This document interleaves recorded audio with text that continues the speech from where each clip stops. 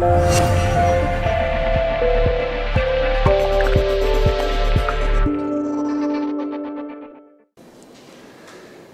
buenas tardes, noches. Vamos a ser puntuales, ya vamos un poquito retrasados. Todo libro, aunque sea académico, tiene su parte personal y yo he querido hacer la presentación de este libro como si fuera la defensa de mi segunda tesis.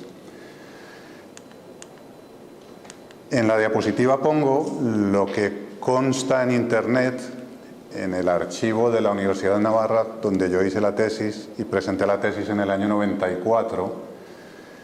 Y desde entonces yo ya tenía interés por la enfermedad coronaria. El título de la tesis es Vasculopatía coronaria del injerto en el trasplante cardíaco ortotópico, estudio angiográfico evolutivo. Eso significa que estuve estudiando todos los cateterismos de todos los pacientes trasplantados allí. Sacamos unas conclusiones muy interesantes. Vimos que los trasplantados tienen un tipo de enfermedad coronaria diferente al de la población normal. Es una enfermedad inflamatoria, con el agravante de que ellos, como están denervados, ellos no sienten angina y van teniendo infartos de manera silenciosa. Es uno de los problemas de los trasplantados. Cuando yo defendí la tesis en el año 94, era diciembre, mi familia se había ido a Colombia, mis padres no estaban, todo fue como desde lejos y para mí hoy es un orgullo tenerlos aquí. De hecho, los he invitado expresamente porque son parte fundamental. Es como una revancha y esto es una pequeña sorpresa porque nadie lo sabe, pero yo quería hacerles a ellos un homenaje porque claro, son mis padres. Me dieron la vida, yo llevo su sangre, su carne, sus formas de andar, sus muchas cosas, más virtudes que defectos y yo les debo muchísimo a ellos. Entonces, antes de empezar la charla en forma y en 30 segunditos, yo les voy a hacer a ellos una entrega simbólica del libro en agradecimiento por todo.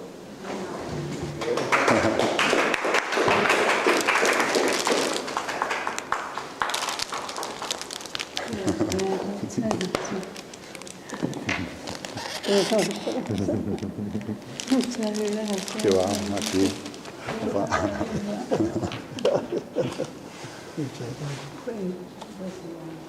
No.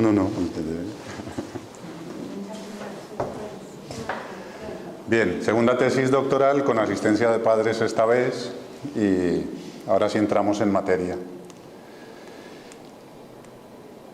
El libro lleva por título Metales pesados, déficit de ascorbato, que es la vitamina C, factores de riesgo atípicos de arteriosclerosis, un cambio de paradigma en la cardiología moderna.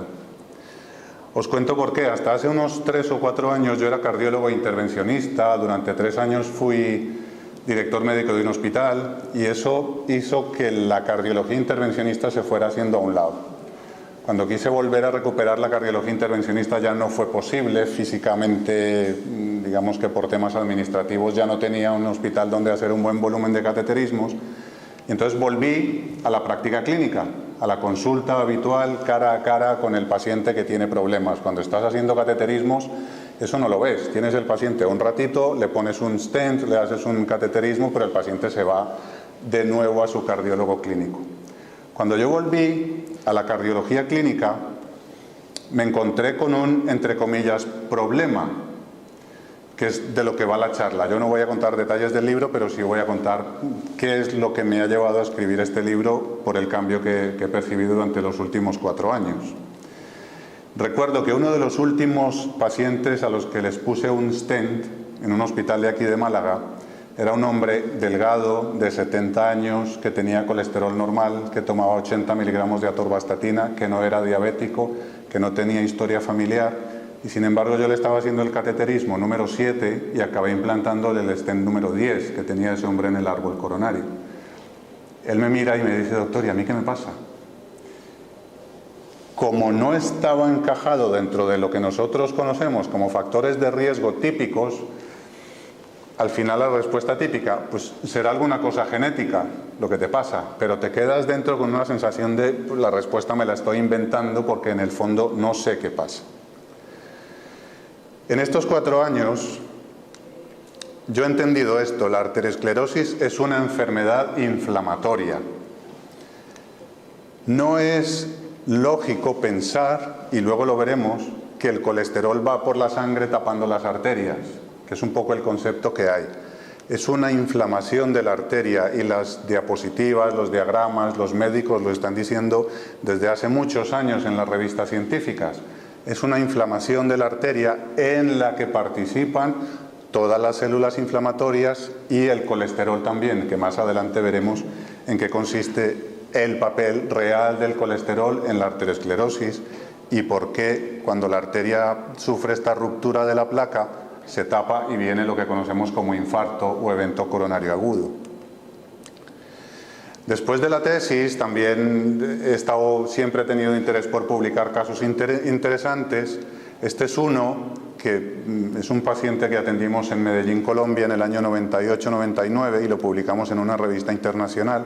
Un paciente muy joven, de solo 36 años, que llegó por urgencias en parada cardiorrespiratoria, entró en la sala de hemodinámica con maniobras de reanimación y lo que tenía era una oclusión completa del tronco de la arteria izquierda, de la arteria coronaria izquierda.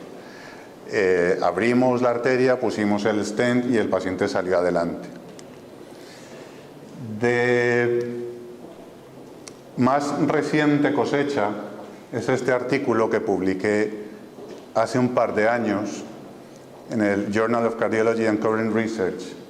Y digo, desde el Framingham hasta el Hunt, que es un estudio científico, 60 años culpando al culpable, perdón por la redundancia, equivocado.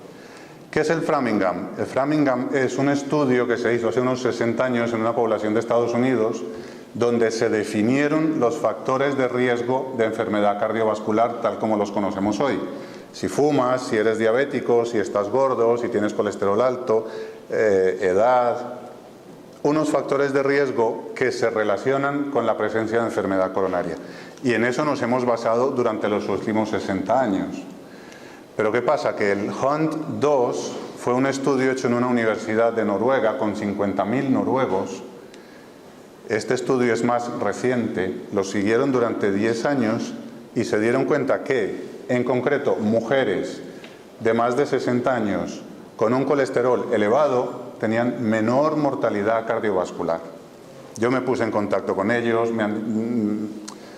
saben que ha sido un resultado controvertido y han recibido incluso críticas de la comunidad internacional que cómo se atrevieron a publicar ese estudio, pero ese estudio está ahí, son resultados que están moviendo un poco el piso de los factores de riesgo de la enfermedad, como los conocemos hasta ahora. Esta diapositiva no es para que la lean, es para recordar cuáles son los factores que conocemos hasta ahora como típicos de enfermedad cardiovascular. Si fuma, el sexo, femenino o masculino, algunos tienen más, las mujeres después de la menopausia tienen igual riesgo que los hombres, y si fuman tienen el doble de riesgo: el peso, la actividad física, antecedentes familiares, la presión arterial sistólica. Yo recuerdo que cuando yo hacía la carrera de medicina entendíamos, y en los primeros años de práctica clínica, que la tensión arterial tiene que subir a medida que cumples años. O sea, no es lo mismo la rigidez de las arterias que tiene una persona de 60, 70, 80 años a la flexibilidad de una persona de 20 o 30. Y por lógica, por hidráulica básica, oye, para que llegue la sangre al cerebro por esas arterias más rígidas, la sistólica tiene que estar un poquito más alta, dentro de unos límites. Y recuerdo que la tabla que usábamos era 100 más la edad. Entonces, estar haciendo consulta en un pueblo cerca de Medellín, que llegara un paciente de 70 años con 170 de sistólica, yo le decía que estaba bien, que estaba un poco en el límite y no necesitaba tratamiento. Con el paso del tiempo eso ha ido bajando y hoy en día las guías son bastante estrictas y dicen que todo el mundo tiene que tener 120-80 y si no, necesita tratamiento. La diabetes sabemos que es una enfermedad que produce enfermedad cardiovascular. Uno de sus órganos diana es el lecho vascular arterial, y el colesterol, que es motivo de controversia en varios frentes hoy en día. ¿Qué tenemos? Esta es una diapositiva del Centro de Enfermedades de Estados Unidos, Centro de Control de Enfermedades. Aquí tenemos el año 1997, aquí tenemos el año 2011. La curva de arriba, en amarillo, muestra la suma de enfermedad coronaria e ictus. Como veis, en 1997 se reportaron cerca de 4 millones de casos y en el 2011 casi 8 millones de casos. Es decir, que a pesar de que en principio tenemos identificados los factores de riesgo y en principio estamos medicando a todo el mundo para que no tenga enfermedad coronaria, la enfermedad coronaria no deja de aumentar. Y si esto fuera realmente una tesis doctoral, esta sería uno de mis objetivos. Entender por qué la enfermedad coronaria no deja de aumentar. Todas las curvas van en aumento. Hay un matiz. La mortalidad por enfermedad coronaria ha disminuido. Es decir, la enfermedad coronaria se presenta más, pero la gente se muere menos de ella. Con lo cual, los clientes están servidos, o sea, estamos haciendo bien la cosa, estamos enfermando a la gente y luego los mantenemos vivos para tenerlos en tratamiento un tiempo largo. Esto es un poco en broma. Si realmente los factores de riesgo estuvieran bajo control y la enfermedad coronaria la estuviéramos atacando de raíz, esta curva no tendría que ser así. Tendría que ser como es esta, que es un informe del mismo Centro de Control de Enfermedades de Estados Unidos, pero hablando de la tuberculosis. La tuberculosis, aquí en el año 92, cerca de 20.000 casos, y en Estados Unidos, en el 2002, llegando a 5.000 casos. En una década, una disminución muy importante de la tuberculosis. Si nos vamos 100 años atrás en nuestra historia, sabemos que hace 100 años existían los sanatorios para tuberculosos y para leprosos, los leprosarios. Si tenías tuberculosis o lepra, tenías que dejar tu familia, irte y morir en unas condiciones lamentables. Si hoy en día no existen esos leprosarios, es porque la ciencia realmente ha avanzado, hemos conseguido controlar la tuberculosis, triple terapia antibiótica y en 6 meses estás prácticamente curado. Hubo un pequeño repunte con el SIDA, pero eso está controlado. Esto tendría que ser igual con la enfermedad coronaria, es decir, que los laboratorios de hemodinámica empiezan a quedarse vacíos porque ya la gente no está teniendo enfermedad coronaria y los cirujanos ya no están haciendo tanto bypass y en los servicios de urgencias ya no está entrando tanto infarto. Pues no es esta la historia.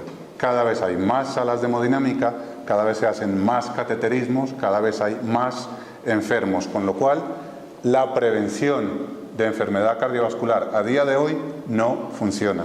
Y este es un punto que yo intentaré desarrollar ahora y explicar por qué pienso yo que está pasando esto. Esto es lo que nosotros nos imaginamos que pasa cuando se tapa una arteria, es decir, grasa, colesterol tapando la arteria. Empieza progresivamente, la arteria se va ocluyendo. Esto no es real. Esto nos lo venden en la televisión cuando quieren vender productos que bajan el colesterol. Nos enseñan pelotitas de colesterol tapando la arteria y esto es lo que mucha gente cree. Nos enseñan que hay colesterol bueno y colesterol malo, pero esto también es un nombre bastante desafortunado. Una cosa es el colesterol, que es una molécula determinada de un lípido determinado, y otra cosa es una lipoproteína. Las lipoproteínas hay 5 tipos. Hay kilomicrones, lipoproteínas de muy baja densidad, lipoproteínas de densidad intermedia, lipoproteínas de densidad baja y lipoproteínas de densidad alta. Estas dos últimas son las que conocemos como colesterol malo y como colesterol bueno. Eso es un error. ¿Por qué? Porque el colesterol, al ser una sustancia liposoluble, no puede viajar libremente por la sangre. El colesterol, si fuera soluble en agua, viajaría libremente por la sangre como las sustancias hidrosolubles. Pero al ser solamente soluble en grasa, viaja encapsulado. Es decir, el colesterol no viaja libre, viaja en una especie de transportadores que son las lipoproteínas que he mencionado en la diapositiva anterior. Aquí veis, el colesterol viaja dentro de la lipoproteína. Cuando tú tienes una inflamación, que se ve en el lado de allá de la diapositiva, Hay un montón de factores, células inflamatorias, glóbulos blancos, y el colesterol, cuando acude allí, acude a cumplir una función que fue de las cosas que a mí más me costó entender. El colesterol tiene funciones antiinflamatorias. Hay unos lípidos que realmente son malos, el tromboxano, el ácido lactidónico. Esos son lípidos protrombóticos, son lípidos proinflamatorios. El colesterol balancea los lípidos malos y entonces allí donde hay un sitio inflamado, el colesterol acude encapsulado en las lipoproteínas de baja densidad, las LDL, que es lo que nos han dicho. Las LDL son malas porque llevan el colesterol a las arterias y las tapan. Para yo intentar entender esto, he hecho esta especie de comparación. Hagamos un estudio fotográfico de todos los accidentes que pasan en la península ibérica. Normalmente, ¿qué encuentras? Que hay un coche accidentado y una ambulancia, o un coche de bomberos o un coche de la Guardia Civil. Se repite la historia, un coche accidentado y una ambulancia.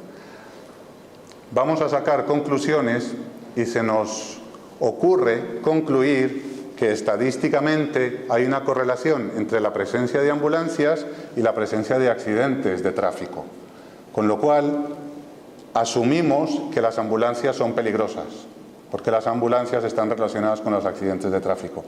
Es un poco lo que yo entiendo que nos ha pasado con el colesterol. El colesterol está allí no ocluyendo la arteria. Lo primero que ocurrió fue la inflamación. Luego llega el colesterol cargado o transportado en las lipoproteínas de baja densidad. Hemos hecho la foto, hemos encontrado el colesterol ahí y hemos dicho, atentos que el colesterol está tapando las arterias. Es decir, que esto es solo una teoría de varias que hay acerca de la arteriosclerosis. A día de hoy esto lo asumimos, pero no de una manera cierta. Una cosa es correlación estadística y otra cosa es correlación causal. Hay estudios estadísticos que demuestran que tener un coche rojo se asocia con una tasa más alta de divorcios. Y es posible que sea verdad. Es decir, un coche rojo, divorcio, pero no quiere decir que si yo me compro un coche rojo me voy a divorciar. Una cosa es la correlación estadística, y de eso hay así, tenemos muchísimos estudios hablando de correlaciones estadísticas, pero eso no necesariamente significa que una cosa es la causa de la otra. Estas diapositivas son muy densas, no para que las veáis, sino para que queden registradas en el vídeo y que luego cada uno pueda buscar en su casa y leerlo. En el año 2004 sale este estudio diciendo que hay problemas éticos en la práctica de las guías de prevención cardiovascular europeas. Dicen más o menos, porque hicieron un estudio también en Noruega, los escandinavos no tragan entero, estudiaron 62.000 adultos noruegos entre 20 y 79 años. Les aplicaron los factores de riesgo cardiovascular conocidos en las guías de la Sociedad Europea de Cardiología, los que hemos hablado antes derivados del Framingham.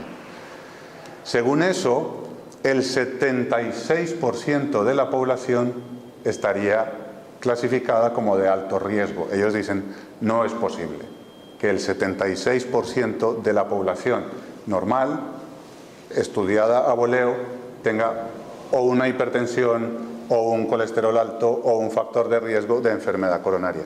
Y dicen que si esto se aplicase, lo dicen ya en el 2003-2004, tendríamos serios problemas de sostenibilidad de los sistemas sanitarios. Porque tendríamos sobremedicación, tendríamos sobreprescripción, tendríamos un montón de gente acudiendo a las consultas para la medicación, para las pastillas, que no van a dejar nunca. Porque sabemos que hoy en día un hipertenso tiene que tomar pastillas, el del colesterol también, el diabético, la aspirina y un largo abanico de pastillas, que hay muchísimos estudios que dicen que son útiles. Pero esos estudios merecen un repaso, merecen una atención un poco más cuidadosa, por lo que yo os voy a contar enseguida. Las hormonas esteroideas son hormonas fundamentales para el funcionamiento del cuerpo, el cortisol y la aldosterona. En los testículos, los hombres producimos testosterona, en las mujeres los ovarios producen estrógenos y progesterona a partir de moléculas de colesterol. A partir de moléculas de colesterol producimos cosas fundamentales para nuestra salud. Entonces, ¿por qué tenemos esta especie de manía de que el colesterol es el enemigo público número uno y que hay que bajarlo sí o sí a saco por cualquier mecanismo? Os presento la vitamina D. La vitamina D, así dicho de paso, tiene un nombre como muy simplista, es una vitamina. Si lo quieres dar un poco más de altura, habla del colecalciferol.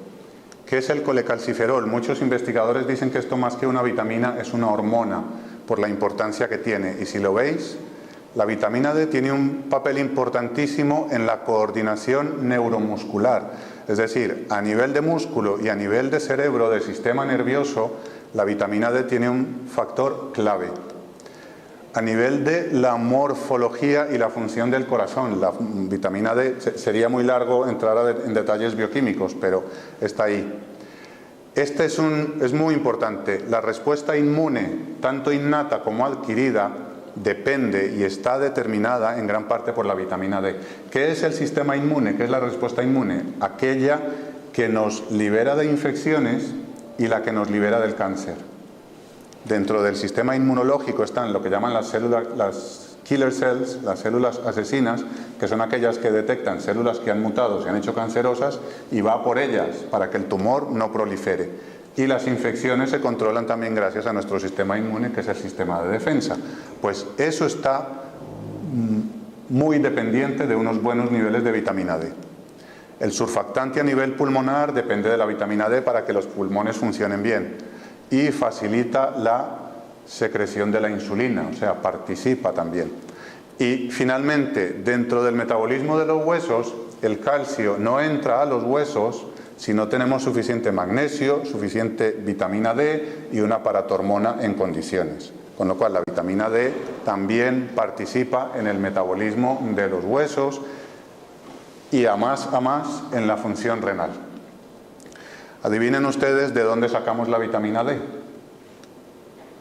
La luz del sol interactúa en la piel con moléculas de colesterol. Hormonas esteroideas, como veíamos en la diapositiva anterior, vitamina D, fundamental para todas esas funciones, se obtienen del colesterol. Si recordáis, hoy en día se usa poco la palabra, pero el déficit de vitamina D en los niños, por definición, era el raquitismo. El raquitismo, huesos débiles, infecciones, caída del pelo y un montón de enfermedades. En el adulto se conoce como osteomalacia, déficit de vitamina D. Y esto es una lista que podéis encontrar fácilmente en internet. Hoy en día está toda la información disponible. ¿Qué pasa en el organismo cuando no hay vitamina D? ¿Y de dónde sacamos la vitamina D? Del colesterol. Una de las conclusiones que yo diría en mi tesis doctoral todos sabemos que el organismo tiene sus formas de balancear y de estimular. Por ejemplo, cuando la hormona tiroidea está empezando a funcionar menos, cuando vamos hacia abajo con hormona tiroidea, hay otro factor estimulante para que la hormona tiroidea empiece a tirar para arriba, que es la TSH. ¿Por qué no pensar que una de las causas de que suba el colesterol en un paciente sea una baja vitamina D? Mecanismo de defensa del organismo: oye, tienes la vitamina D, yo soy tu precursor, voy a subir a ver si te subo a ti. Eso es una teoría que lanzo yo. Porque estamos adoptando una estrategia peligrosamente simplista. Es decir, no, es el colesterol, ya está. ¿Tienes un ictus? Venga, 80 de atorvastatina. ¿Has tenido un infarto? 80 de atorvastatina, doctor, pero yo es que nunca he tenido el colesterol alto. Da igual, hay estudios que demuestran que las estatinas son sanas. Y a todo el mundo a bajarle el colesterol por norma. Aquí dice, niveles bajos de colesterol y aumento en la mortalidad por ictus isquémico. Hay varias voces que vienen publicando, diciendo, investigando y publicando. El colesterol bajo, muy bajo, es peligroso. Tiene tendencias a producir arritmias cardíacas y puede producir disfunción a nivel cerebral. Yo me lancé otra vez y publiqué, realmente es un resumen, este artículo es un resumen, lo publiqué este año en abril, es un resumen del libro y se titula Factores de riesgo atípicos de arteriosclerosis y enfermedad coronaria. Es tiempo de abrir la caja y mirar fuera. Es decir, tenemos que dejar de estar encajonados en lo que nos dijo Framingham y empezar a estudiar por qué la enfermedad coronaria no deja de crecer y por qué hay tanta gente como ese paciente al que yo le puse el stent número 10 que sin estar encajado dentro de los factores de riesgo típicos siguen presentando enfermedad coronaria. Y esto ya es el no va más. Os invito a los que sois médicos y los que veáis esto, que leáis este artículo. Es un artículo que viene de una universidad japonesa. Está publicada en una revista de farmacología clínica. Y dice que las estatinas estimulan la arteriosclerosis y la insuficiencia cardíaca. O sea, o paradoja. Poneros en mi lugar, yo soy cardiólogo, llevo 10, 15 años diciendo a la gente que hay que bajar el colesterol, que tiene que tomar estatinas, y yo me empiezo a encontrar estas cosas durante los últimos 4 años que para mí no han sido fáciles de asumir. Lo he investigado, lo he leído, lo he vuelto a leer. Por eso me hice fan de la medicina ortomolecular, de la que voy a hablar un poquito más adelante. ¿Qué es la medicina ortomolecular? Y porque yo creo que es un paso de gigante a la hora de entender las enfermedades y lo que está pasando hoy en día. Estos autores dicen que las estatinas bloquean la vitamina K2, con lo cual facilitan la calcificación de las arterias coronarias, bloquean la coenzima Q10, que es el motor de la mitocondria, que produce ATP, y como sabéis el corazón es un músculo que necesita energía constantemente porque no descansa nunca, y que bloquean varios mecanismos que son necesarios para la salud. Que en el fondo, a largo plazo, si tú tomas estatinas, yo qué sé, 5 o 6 años a lo mejor no pasa nada, pero 15, 20 años, como nos empezamos a encontrar hoy en día, porque la lovastatina salió a principios de los 90, puedes tener una enfermedad mitocondrial severa, y enfermedades mitocondriales son el Parkinson, el Alzheimer, la insuficiencia renal, la insuficiencia cardíaca, etcétera, etcétera, etcétera. Son enfermedades que están en aumento cuando todo el mundo está, venga a bajar el colesterol con medicamentos que hasta ahora considerábamos sanos. Yo recuerdo haber estado en Chicago en el año 2007 cuando se lanzó el Crestor, que es la última estatina que salió, la rosuvastatina. Aquello parecía que había llegado del cielo a la tierra, y era verdad, nos lo creíamos. Y en ese congreso se dijo que había que pensar en estrategias para que las estatinas llegaran a la población incluso en el agua, que se metieran las estatinas en el agua. Y hoy en día nos empezamos a encontrar voces bastante discordantes que no están de acuerdo ni con la teoría del colesterol ni con el uso de estatinas de forma rutinaria. Más cosas que nos encontramos en Internet y que están al acceso de los enfermos. Los pacientes ya tienen acceso a la información y cuando vienen a la consulta hay muchos que vienen bastante informados. Eso a algunos colegas les molesta, a mí particularmente me gusta, porque interesa que los pacientes nos vayan guiando por el camino adecuado. Siento la diapositiva, pero es que no me he resistido a copiar directamente la página. Esta página dice que el cerebro necesita colesterol para sobrevivir. Y dice, let me say it again, déjame repetirlo, el cerebro necesita colesterol para sobrevivir. Cuando yo leo esto, digo, este hombre o tendría que estar en la cárcel o hay algo que no estamos haciendo bien. Porque ¿cómo es posible que el colesterol es necesario para el cerebro? Es el promotor de la vitamina D, es el precursor de las hormonas sexuales y esteroideas. Y además es el precursor de las sales biliares para que la digestión sea adecuada. Entonces, ¿por qué estamos bajando esta sustancia de esta manera? ¿Cuál es el objetivo? Voy a entrar ya en materia de lo que habla el libro. Uno de los factores de riesgo atípicos que se conocen es el déficit de vitamina K2. A los colegas les animo a que ahonden en esto. ¿Qué es la vitamina K? Ya no nos quedamos solo con vitamina K, ya hay vitamina K1 y vitamina K2. El estudio Rotterdam de 2004 y el estudio Prospect han encontrado que un déficit de vitamina K2 se asocia con aumento de la calcificación de las arterias coronarias. Como sabéis, es un factor de riesgo. Nosotros a veces pedimos un TAC coronario para ver el nivel de calcificación de las arterias coronarias, y si las arterias están calcificadas sabemos que ese paciente tiene más riesgo de enfermedad coronaria, de infarto, de angina de pecho.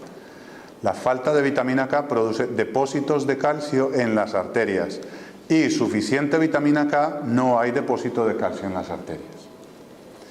Ese es un factor de riesgo atípico, déficit de vitamina K2. Además, dentro del metabolismo del calcio, como os mencionaba antes, está la vitamina D, está el magnesio, está la paratormona y está esta vitamina K. Si nosotros a un paciente que está deficiente de vitamina K, que no tiene suficiente vitamina D, le damos suplementos de calcio para su osteoporosis, ese calcio no se va a ir a los huesos. Ese calcio se buscará otros sitios como las arterias coronarias, como la válvula aórtica, como la aorta misma, como los tendones. Y esto es un estudio multicéntrico, un metaanálisis del British Medical Journal del 2010, o sea que estas son cosas recientes. Y en este estudio, que también os animo a estudiar, se dice que los suplementos de calcio pueden estar relacionados con un mayor aumento de enfermedad coronaria y de arteriosclerosis en general. Siguiente factor de riesgo atípico, y este hace parte del título del libro, el déficit de ácido ascórbico, que es la vitamina C. Aquí hay que honrar al doctor Linus Pauling, es considerado el padre de la medicina ortomolecular y ganador del premio Nobel 2 veces. Él ya falleció. Él decía, casi todas las enfermedades pueden estar relacionadas o pueden ser seguidas debido a un déficit nutricional. Casi todas las enfermedades tienen un déficit nutricional, porque básicamente hoy en día no nos sabemos alimentar. Todo lo que entrase por la boca tendría que tener un objetivo determinado.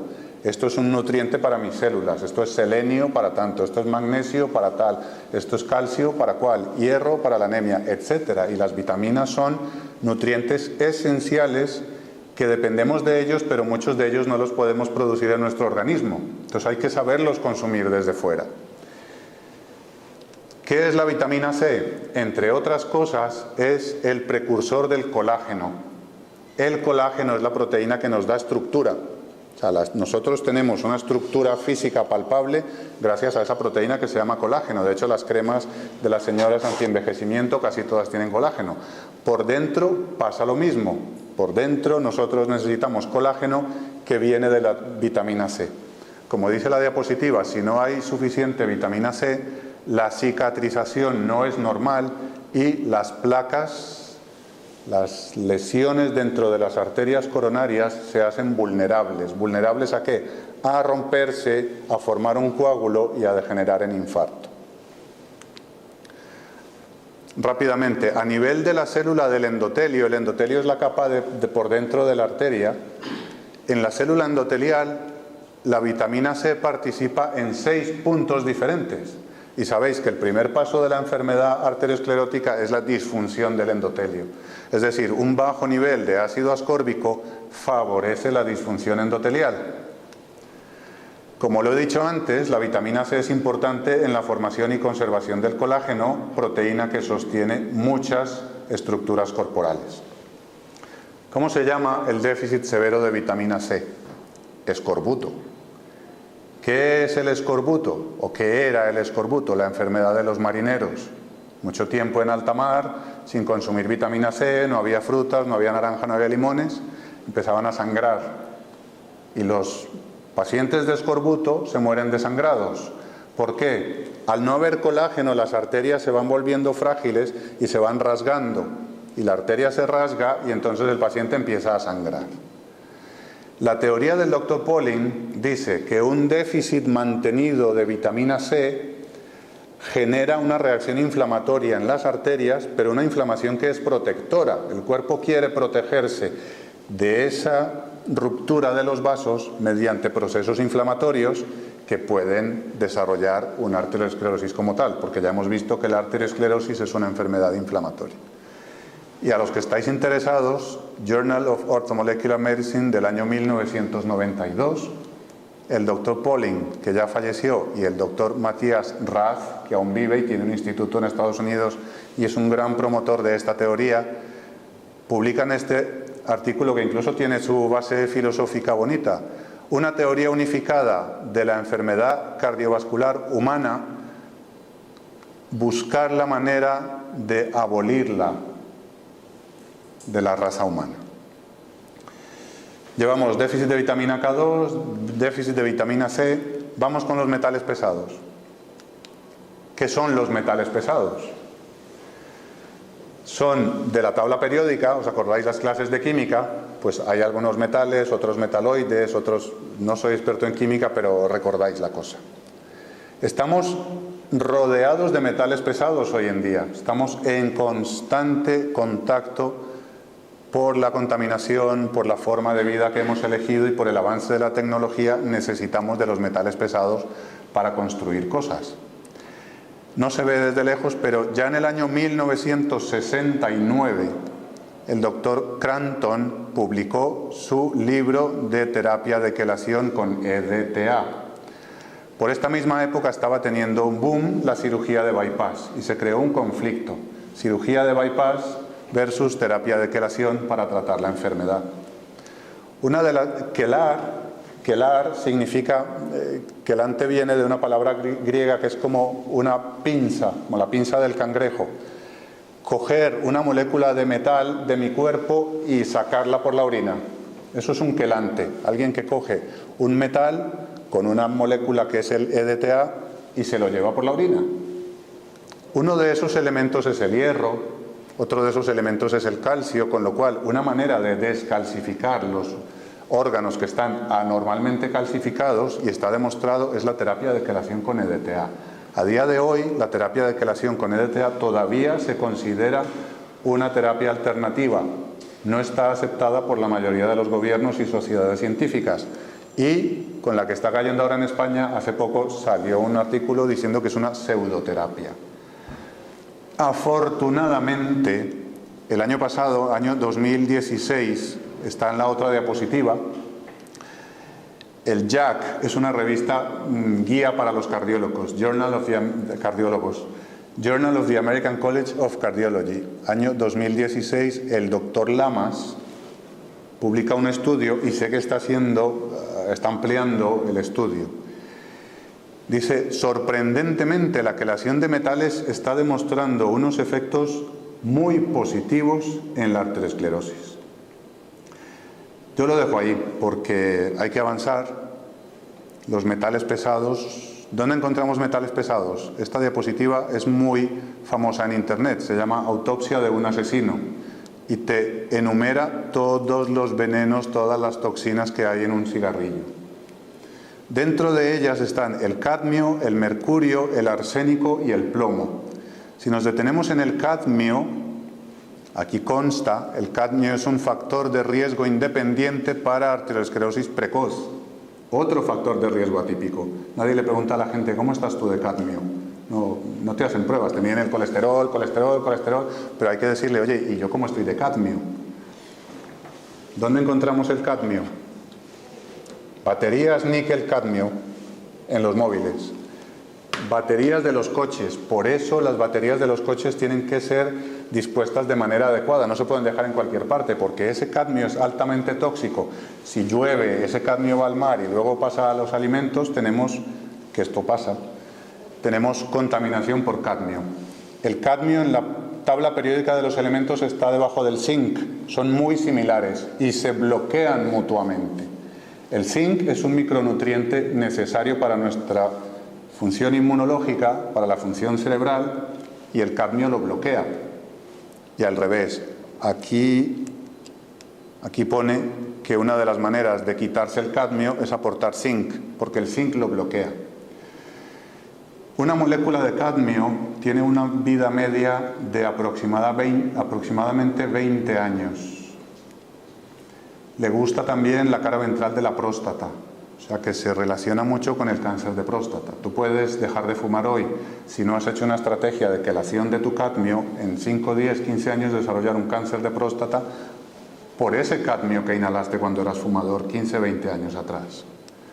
El cadmio es quelado con el EDTA.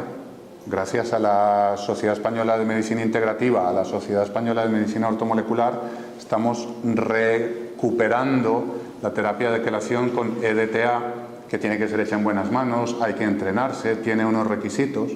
Hay un libro que habla de ella, escrito por el mismo doctor Crampton que mencionaba antes, que se llama Bypaseando la cirugía de bypass, porque puede llegar el momento en que esta sea la alternativa a la arteriosclerosis. Todavía tenemos muchos pacientes, los que llamamos no hope, los que no tienen esperanza, y es que tienen ya las arterias tan tapadas que no les cabe un stent, que no se pueden operar, y nos quedamos a ver qué pastilla le damos, 80 miligramos de atorvastatina o un montón de medicamentos, pero no limpiamos las arterias, porque estamos a lo mejor teniendo un enfoque puramente macroscópico, estamos viendo un tubo al que llamamos arteria.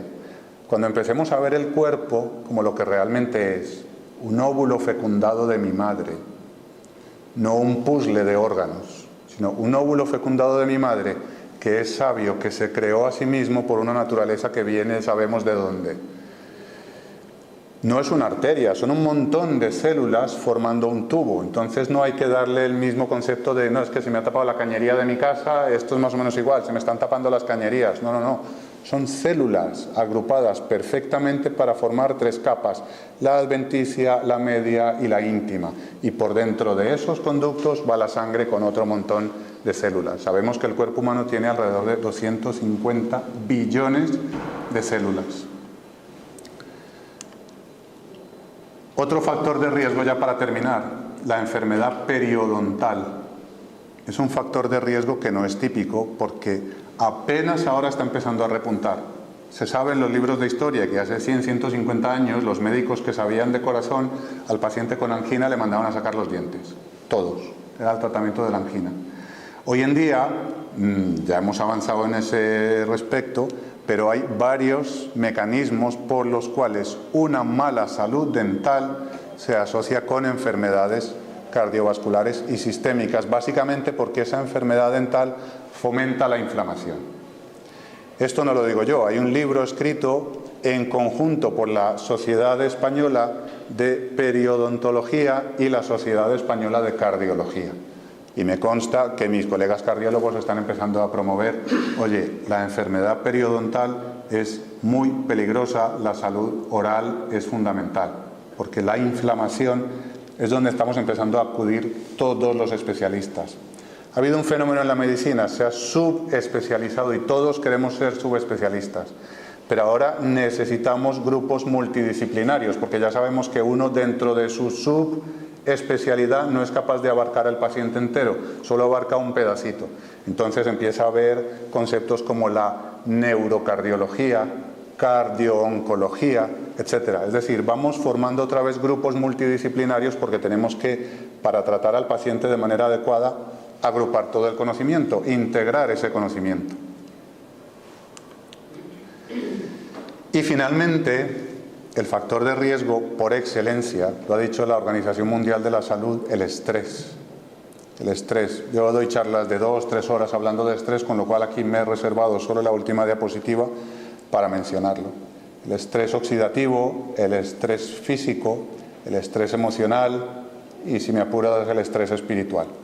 El estrés es una fuente constante de liberación de hormonas por la glándula suprarrenal y mantiene el cuerpo y el corazón en un comportamiento constante de amenaza, y eso se relaciona con enfermedad coronaria y con todas las enfermedades. Hoy en día puedes tener una enfermedad del intestino, una colitis ulcerativa, y se sabe que el estrés es un factor desencadenante. Puedes tener una enfermedad autoinmune como el lupus, el Sjögren, cualquier enfermedad autoinmune, y se sabe que el estrés es un desencadenante. La diabetes desencadenada y empeorada por el estrés, etcétera. Yo espero que esto sea realmente de utilidad, es un camino, hay que abrir la mente. Se sabe que el pensamiento tiene 3 tipos de contenido: dudas, opiniones y certezas. Gran parte del conocimiento que yo tengo es voluntario. Yo, ¿qué he estudiado o qué he podido estudiar? ¿Qué he elegido creer y qué no? Cuando yo digo, y lo decía al principio, yo esto no me lo creo, tengo que tener la suficiente base científica para poder decir por qué no, o es simplemente una opinión, y entonces será simplemente una opinión respetable. Hay ahora mismo un conflicto entre que si la industria farmacéutica, que si las pseudoterapias, que si la ayurveda, que si la medicina china, que si la homeopatía es mentira. Le acaban de dar el premio Nobel a unos investigadores que han demostrado algo que la medicina china y la Ayurveda lo saben desde hace siglos y me atrevo a decir que milenios: el reloj biológico. Premio Nobel hoy en día, bien, quiere decir que vamos encontrando otra vez nuestras raíces. Entonces es muy importante ser honesto con uno mismo. Yo estoy aquí solamente defendiendo mi segunda tesis, no intentando convencer a nadie, contando lo que me ha pasado a mí cuando me puse a estudiar otra vez, cuando dejé la cardiología hemodinámica y me fui a ver la medicina ortomolecular y la medicina integrativa, y me he encontrado cosas sorprendentes que son muy positivas y que tenemos que empezar a transmitir para que los pacientes y la sociedad se empiecen a curar, y que la curva de enfermedad coronaria sea la misma dentro de unos años que la que hemos visto con la tuberculosis.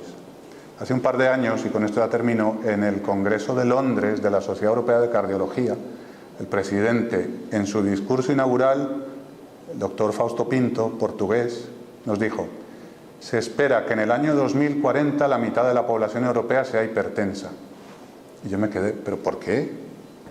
¿Por qué tenemos que aceptar eso? Si supuestamente la Sociedad Europea de Cardiología tiene una sección muy grande de prevención, no demos por hecho de que esas estrategias preventivas van a fallar y que en el 2040 todos vamos a ser hipertensos, diabéticos y vamos a estar tomando un montón de pastillas.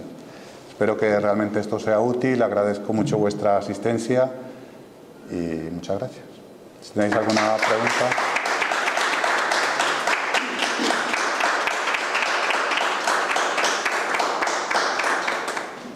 Yo tengo una pregunta. ¿Has dicho alguna vez que en los dentífricos hay flúor y metales pesados ¿cómo se puede mantener una buena higiene bucal sin usar esos dentífricos? Sí, el flúor es otra de las controversias. Cuando yo me empecé a meter en el tema de los metales pesados, entré en contacto con una sociedad europea, Sociedad Internacional de Toxicología Clínica de Metales. Y una de las cosas que empiezas a ver es que dentro de la medicina nuestra hay muy poco conocimiento del entorno, del ambiente. Pensamos que todo es una infección. Cada que hay alguna duda de algo, neumonía atípica, antibióticos. Cualquier inflamación, por si acaso puede ser una infección atípica, antibióticos. Y no es del todo así. El flúor es un caso especialmente doloroso, entre comillas, porque nos lo venden como que es protector bucal y que tiene que estar en el agua para que el agua sea potable. Pero resulta que el flúor es una sustancia neurotóxica, es decir, ataca las células cerebrales y tiene otros problemas a nivel tiroideo y tiene muchas interacciones con enzimas y con sustancias del cuerpo. Entonces, esto está ahí, está escrito. Hay que intentar conocerlo, apartarse del flúor y, para responder a tu pregunta, una higiene bucal, primero, una adecuada alimentación. Cuando tú comes demasiado azúcar, eso ya de entrada produce lo que llaman el tooth decay, trastornos dentales. Segundo, agua, un buen cepillo. El aceite de coco es un muy buen antibiótico, muy buen antifúngico, y hay varias alternativas. Hoy en día el mundo de lo ecológico está en un bello florecimiento y encuentras muchas alternativas. El aceite de coco es una muy buena. Enjuagues de aceite de coco, bien para la higiene oral. ¿Más preguntas? ¿Comentarios? Bueno, yo quería particularmente felicitarle por la exposición, me ha parecido extraordinaria, maravillosa. Felicitarle también por su calidad científica. Yo creo que es alta. Yo creo que el problema que tenemos en el médico también, el problema que tenemos en medicina, es que la ciencia no gusta, porque la ciencia hay que estudiar, hay que investigar, y gusta lo que es fácil, lo que saca dinero, y desde el punto de vista clínico, yo he tenido muchísimos problemas con el tema del colesterol. Yo soy médico psiquiatra, entonces ya me encontré en la literatura científica desde hace 15 o 20 años la relación que había con las bajadas sistemáticas de colesterol y las conductas agresivas y los suicidios. Y claro, te encuentras que tengo un paciente de psiquiatría tomando estas sustancias y con determinadas pautas. Hace poco tuve la ocasión de observar en un paciente como no vas a estar, empiezas el eterno problema, pero es que esto entonces no lo tome, pero es que entonces toda la política que hay, claro, entonces el propio paciente y su mujer pudo ver cómo el tiempo que mantenía su tratamiento con las estatinas, el comportamiento era más agresivo, llegó incluso a pegar a su mujer con el teléfono, y cuando yo le digo, bueno, pues mira, déjate una temporada y estate 3 meses sin tomar, ¿qué te pasa? Entonces observaron que en esos 3 meses la cosa estaba más tranquila. O sea, pero esto entonces te encuentras con que es un problema terrible. El tema de los metales pesados, esto es una barbaridad. Yo me pregunto, siempre me he preguntado, ¿los médicos es que no han estudiado toxicología o es que no existe eso para ellos? Porque cuando tú planteas ante un caso clínico, un paciente que entra en urgencias con un trémor mercurial, y cuando tú le dices al médico, oye, esto no podría ser, no, que va, eso no. Pero es de cajón. Y claro, no es que se nos hace una analítica de mercurio, ni tan siquiera. Entonces, es que esto es una barbaridad por todos lados, por eso me ha satisfecho mucho su exposición, porque realmente además demuestra que lo ha trabajado, que hay estudios e investigaciones de todo, de casi todo, pues tú te tienes que meter a buscar, luego a leer, luego que está en inglés, lo tienes que leer en inglés, la mayoría de los trabajos están en inglés, entonces, pero hay un montón de cosas. A siglo XXI tenemos la demostración de todo esto que dices, que realmente, claro, mueve esas teorías que se pusieron durante un montón de tiempos, que en medicina no estamos funcionando en teorías toda la vida, ya queremos ir a la ciencia de una vez. Y claro, cuando tú le dices esto, tráeme trabajos que me lo demuestren, cuando tú te molestas en buscar los trabajos y traes un dossier así al señor, se lo pones encima de la mesa, eso no se lo va a leer, no se lo lee. Entonces, aquí está la demostración de lo que yo estoy diciendo, porque la ciencia se demuestra con hechos, no con teorías, pero los hechos hay que verlo, hay que leerlo. Entonces, pues me ha parecido muy interesante su exposición, porque realmente demuestra que vamos por buen camino, que esto es una persona seria, que esto es una persona con criterio científico, y que lo difícil que es en el mundo de la clínica decir, oye, pero lo que tú estás haciendo es científico, ¿tú en qué te basas? ¿Cuánto estudio? Me llama la atención a mí también ver en el hospital, estoy trabajando en el hospital, un paciente con una ACV, y le ponen su antihipertensivo y su estatina y tal y cual, y pasan X tiempo, y el paciente vuelve a tener otro ACV más grave y peor que el anterior. Señor, si tiene una ACV y ha mantenido el tratamiento, una de dos, o el tratamiento no es efectivo, o el tratamiento es el que ha producido esto. Tenemos que cuestionarnos que hay que buscar otro camino, que ese camino está equivocado. Pero claro, hay que tener esa observación, ¿no? Y buscar otras alternativas, tener otras alternativas terapéuticas, como la medicina ortomolecular o otras cosas, ¿no? Que pueden ser interesantes. Y yo también, hombre, sugeriría al compañero que para el tema, porque, bueno, ya el tema de metales pesados en psiquiatría, entramos con el tema del autismo y un montón de cosas que está ahí, bueno, que es una barbarie lo que se está haciendo con esas cosas. Y yo sugeriría que puede ser muy interesante, en eso hay un trabajo de unos médicos del trabajo que hicieron un estudio en Barcelona, una comparativa de la desintoxicación de metales pesados, con el caso del plomo, de unos trabajadores del plomo, hicieron un estudio de 4 pacientes, 3 de ellos por la quelación ordinaria y el cuarto con homeopatía, con el mismo medicamento, o sea, el plomo en dilución homeopática. Y como se ve entonces la diferencia y la mucho mejor observación que hay en el paciente que ha seguido el tratamiento de quelación, diríamos, homeopático, comparado con los otros. Entonces yo creo que ahí la homeopatía puede tener un gran punto de importancia en el reconocimiento de todos los problemas toxicológicos, como se ha demostrado con las ratas, que con el tratamiento homeopático eliminan el arsénico, las intoxicadas por arsénico, las que no, muchas cosas que yo creo que puede ser interesante para que sigan, y más bueno, sabe que la medicina homeopática tiene un dossier de experimentación así de grande que el que lo ve cuando dice, todo eso tengo yo que mirar, mira, mejor me sigo un pedo con lo que estoy. Asusta la homeopatía por la cantidad de conocimientos que hay que nos dificulta poderla asimilar. Pero quiero felicitarle porque realmente creo que es un gran paso y que yo creo que no va a ser fácil, porque siempre hay una controversia y una... Sí, es fácil. Muchas gracias por sus comentarios, porque es un aporte de los que te alegran, ¿no?, en esta presentación de tesis.